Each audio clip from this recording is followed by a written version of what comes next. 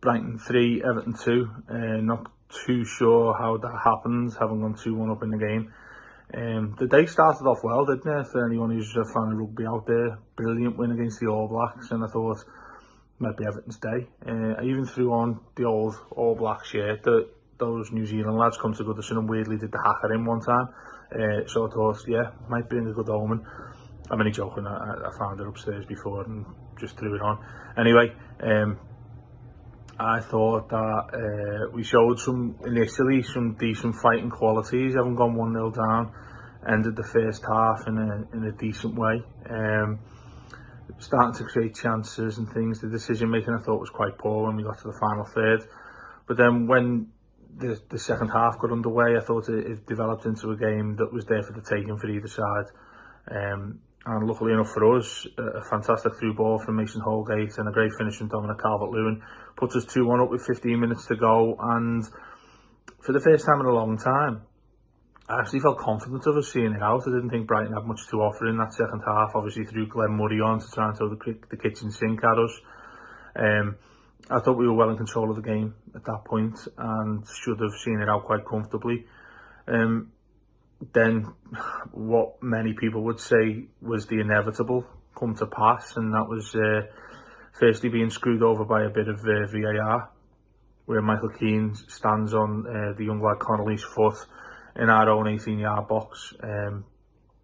And, you know, it's quite clearly not a penalty, but under the rules of VAR and this clamping down that they're trying to sort out, it is a penalty. There's contact on his foot and he goes down. I've seen quite a few people blaming Michael Keane for getting so close to him. I'm not too sure you can blame him for getting touch tight to a forward when you're trying to see out a game. I'm not too sure to subscribe to that theory, but I will have to watch it again. The thing for me with that is I'm a massive fan of VAR. You'll have heard on all of our shows in recent months about me being a big advocate of VAR. I think it's good. I think the principle of it is good. The enactment of it is shocking, to be honest, because it doesn't look like any of these referees know whether they're coming or going. And this was another shocking indictment, an example of that today, where apparently the bar was being raised higher or lower. The PGMOL just don't seem to know where they're going with this, and you know, we've seen decisions like there was one for ourselves. I think where Richarlison gets fouled in the box, which looked like a pretty obvious penalty decision. Certainly more of a penalty than what this was, an innocuous coming together between Michael Keane and Connolly, where both of them are looking at the ball.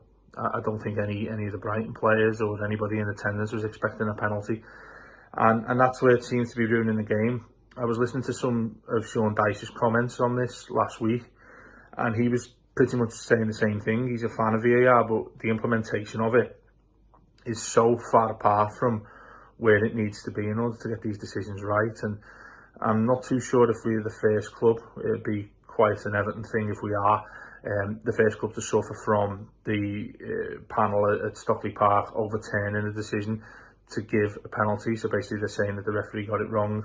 I've no idea why they're not using the monitors on the side of the pitch.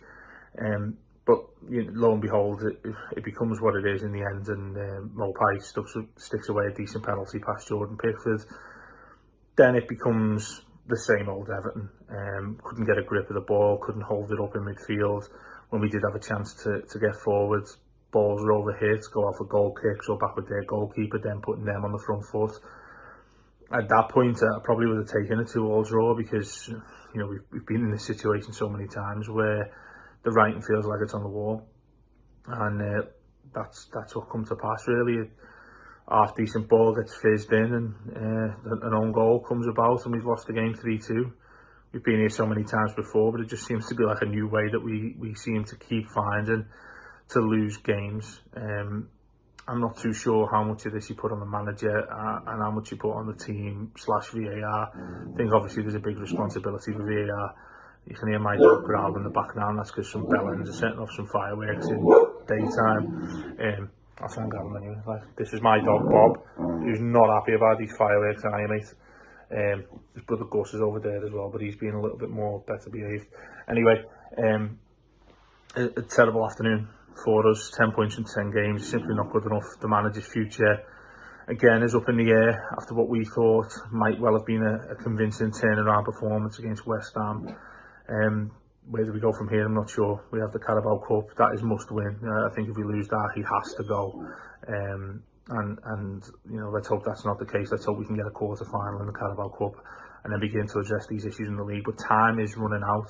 We've got this hellacious run of games in December where it's going to be really difficult to pick up points.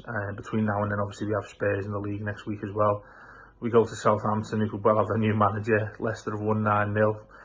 Again, you talk about prophetic and ominous signs. I don't think it's any good thing that a side's gone to Southampton, broken all sorts of league records, and Everton are the next team to face them. That might just be the natural pessimist in me, or it might just be the fact that, you know, we've endured 30 years of misery and these things coming up to bite us every single time. So, yeah, anyway, Matt Jones and Nick Preble have done the post-match podcast. Make sure you check that out, theblueroomefc.com, at theblueroomefc, if you want to give us a tweet and your thoughts on the game today and anything else. And do subscribe. We're doing the YouTube thing a lot more now. I feel slightly uncomfortable sitting here with two dogs talking to myself, but apparently that's what the kids do these days. So make sure you check it out, and you'll hear more from me and the rest of the team throughout the week.